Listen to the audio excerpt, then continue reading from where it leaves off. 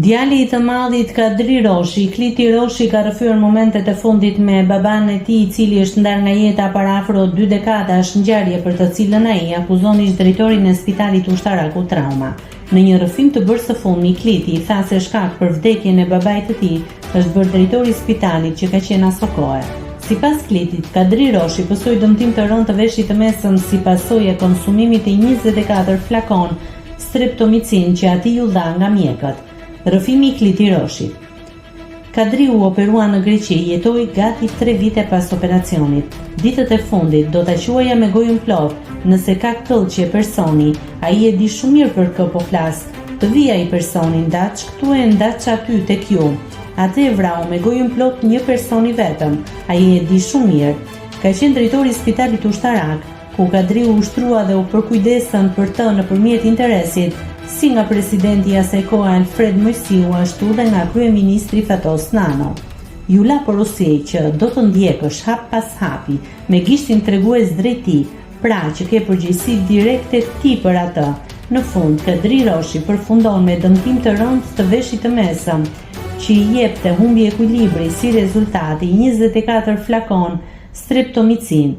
Atëherë këtij personi që ishte ngarkuar kjo gjë, çfarë bëri? Ju bë jashtëzakonisht mjekim I gabuar, vdekje prurës mund ta them. 24 flakon, a je në binar apo jo? Kjo e vrau në kuptimin fizik. Ai nuk lëvizte dot, ishte I vdekur, I mbaruar, edhe në tualet donte shoqërues, nuk ishte ekuilibër. Kujtojmë se më 6 shkurt 2007 ndëroi jetë aktori mirënjohur I kinematografisë dhe skenës shqiptare Kadri Roshi. Kadri Roshi lindi më 4 janar 1924 në Ballç të Mallakastrës në një familje me prejardhje nga Libohova. Aktori përjetoi një fëmijëri të trazuar, pasi humbi të ëmën teksa ishte 2 vjeç, ndërsa babai I tij ndëroi jetë 10 vjet më vonë. Karrierën prej aktori e nisi në moshën 21 vjeçare në Teatrin Popullor. Në vitin 1951 finalizoi rrugtimin e tij kushtuar edukimit universitar të përshkruar në Prag. Me të kthyer në vendin e tij të origjinës së Roshi, rimori ekzekutimin e roleve të para në jetën artistike të vendit, teatrin kombëtar.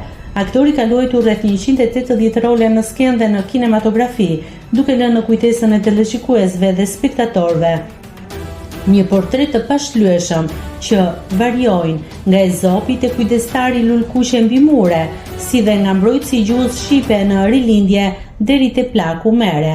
Për kontribut në artin e fjalës dhe interpretim, Roshi u nderua me çmimin e karrierës në Festivalin e Filmit Artistik në vitin 1995. Ai mori çmimin e madh të nderit në vitin 1997 dhe nderin e kombit në vitin 1999. Nëse klikoni mbi butonin subscribe, do t'ju shfaqen të gjitha publikimet tona. Ju ftoj t'i bëni subscribe kanalit, të pëlqeni videot dhe të lini komentin tuaj.